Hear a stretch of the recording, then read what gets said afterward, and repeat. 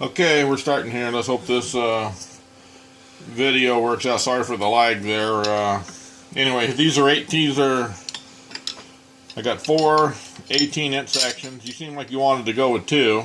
So what I'm thinking is that if you want to buy more sections later, that's fine. This is the one I normally put the grip on. So these 2 are out. We'll save those for somebody else wanting to pull fast. So then you'll have 6 foot. I got these 1 foot sections. So what I could do is, okay, I'll do this one first. Here's the flopper. This is not the right tip, but it'll be something like that. So I'll mount that in there, and you'll notice on this one that the hole is right there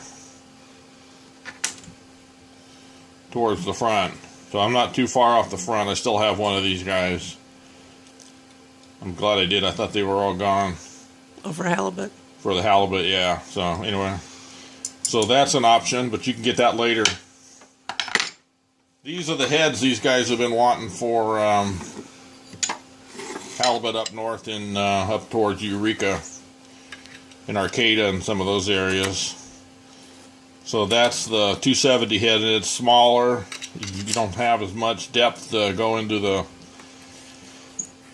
dirt and sand versus the longer ones.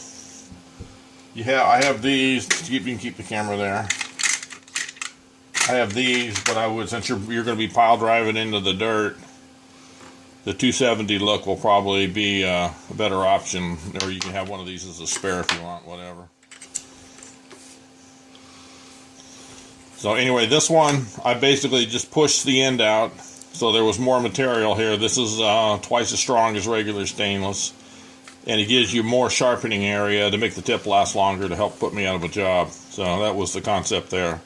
And if you bend it over or whatever, you can just grind it off and you're back to where you started, as if there was not having that feature.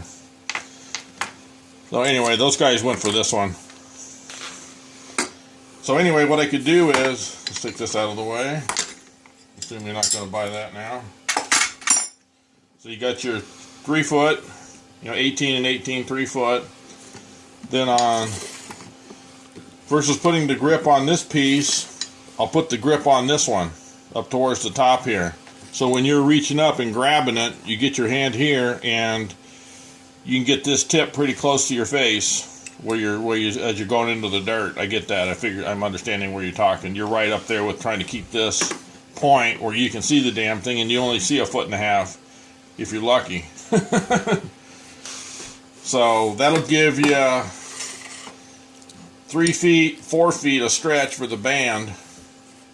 Because if I make the band really short like this, because I got a real short pole, then you can't hardly stretch the damn thing.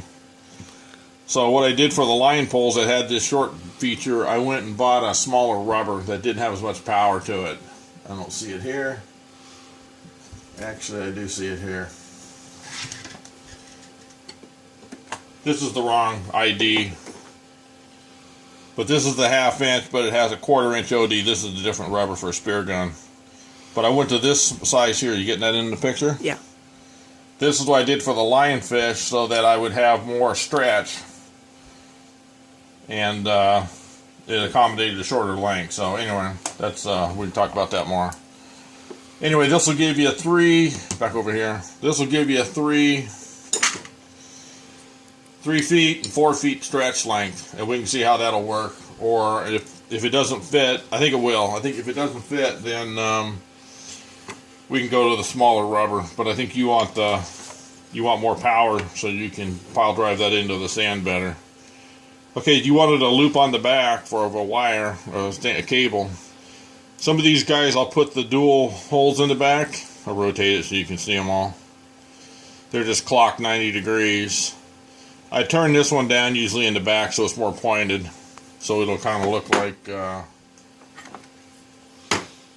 of be turned down like this without the holes in the set screws. And then I can put the cable in, or you can run a cord, or I assume you got one of those tuna clips on your float line is what I'm thinking.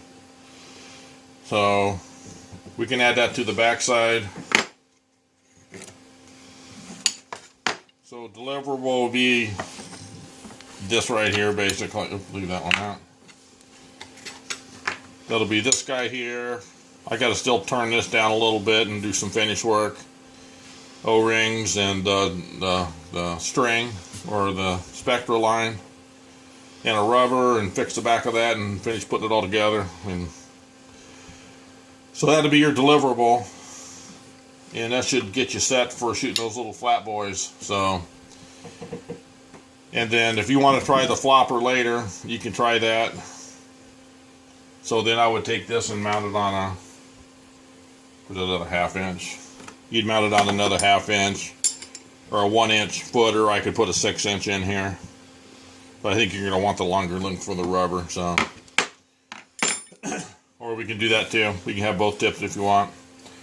Anyway, mull on that one, and we'll sort it out, and I'll figure out what your price is here, because I'm not sure right off the top of my head. And it'll be a little less since we just knocked off 2 of your pole sections that you don't need right now. Maybe in the future you will, but this will get you by for this particular application. So anyway, I'm talking too much. And sorry it took too long. And I know you've been waiting, so I appreciate the patience. Okay, done.